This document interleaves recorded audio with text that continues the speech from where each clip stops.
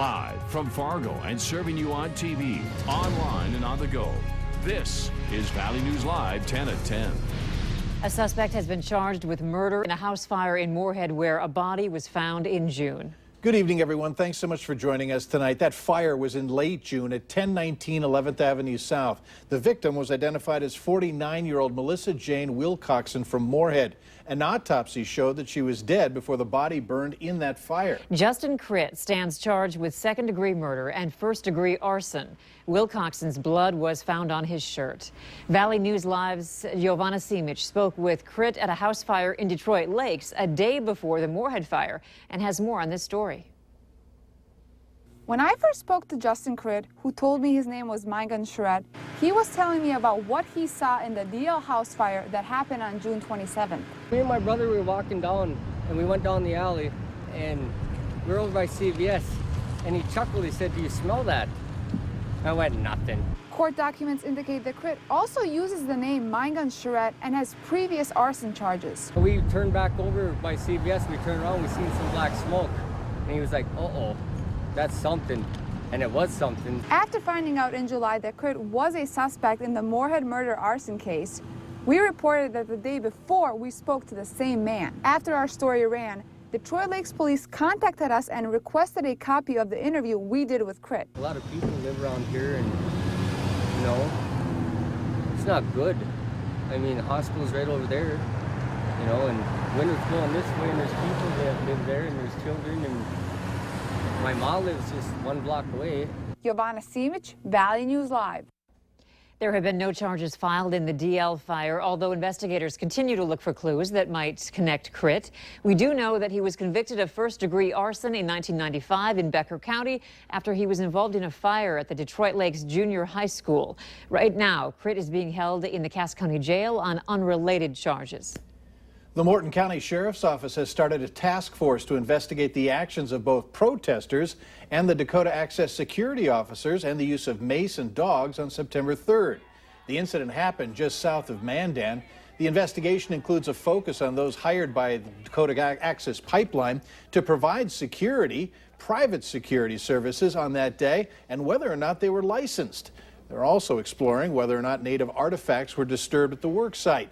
Dakota Access says protesters were trespassing and acting aggressively toward the private security team, while protesters say that they were expressing their First Amendment rights. The task force was put together to investigate some allegations that occurred on both sides as far as on individuals involved in the protest and on the DAPL security side. So we want to get to be able to investigate it and to get to the information about what happened. Kirchmeier says that the task force consists of 4 members and includes someone from the Bureau of Indian Affairs. Islamic leaders in Minnesota are reaching out to a restaurant owner, wanting him to meet with members of the Muslim community after he put up a sign outside his restaurant that reads, "Muslims, get out." They've invited Dan Rudinger, owner of Treats Family Restaurant in Lonsdale, Minnesota, to come to a mosque and interact with Muslims so he can have a chance to learn more about Islam and the local Muslim community at the Islamic Center of Faribault. They say interaction with ordinary American Muslims is a key factor in the reduction of Islamophobic attitudes.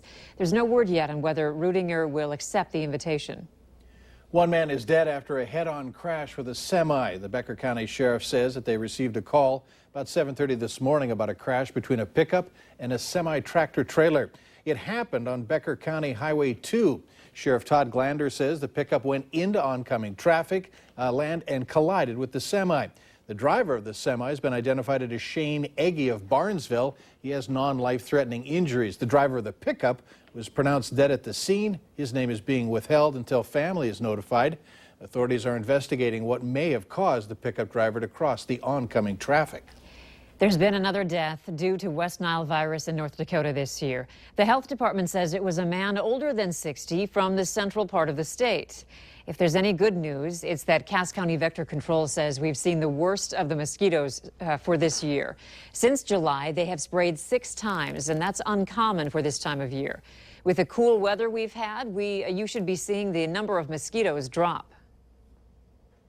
With the downward trend of the temperatures and where we know the seasonal averages should be, We're optimistic that weather is going to be conducive and cooperative to kind of help us ease away any of these problems that we've seen.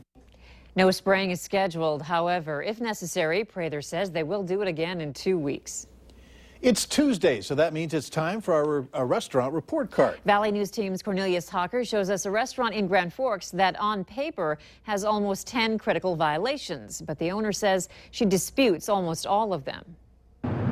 No, I've never, I may have one, and we correct it right away, but I've never had 8 critical violations. Ruth Jensen, the semi-retired owner of Grandma Butterwick's in Grand Forks, says the health inspector who slapped her restaurant with 8 critical violations was mistaken.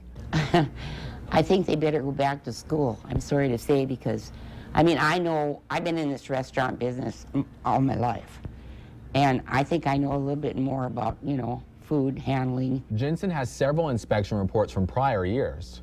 We got 2 there, 2 there, 0 there. But never as many as 8. We tried to fix everything, they came back. And I ended up still getting 4 critical violations, which I didn't think was fair because I've never had that many violations, ever. She says past inspectors always told her this. They say what a, clean place I have, and they say, and I always try to do what they tell me.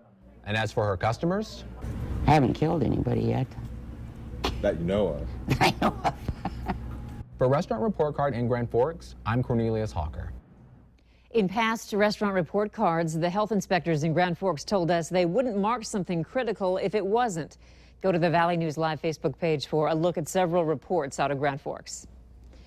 Hillary Clinton's campaign officials say a fundraiser tomorrow in North Carolina was postponed without a reason. Numerous donors were scheduled to attend the event. Clinton's lighter public schedule in the face of tightening polls has prompted some concern among donors and supporters. Donald Trump did tweet out saying Hillary Clinton is taking the day off again. She needs the rest. Sleep well, Hillary. See you at the debate. The debate is set for Monday. It's too close to call in the Maple Valley School District, where voters are deciding a $14.3 million bond issue to help pay for an addition to the existing structure in Tower City. There were 2 questions on the ballot. The first was to approve the project. The second was to agree to raise the district's debt limit from 5 to 10%. Now, the reason there are no numbers is that Superintendent Brian Wolf says they're right on the bubble of the 60% approval mark.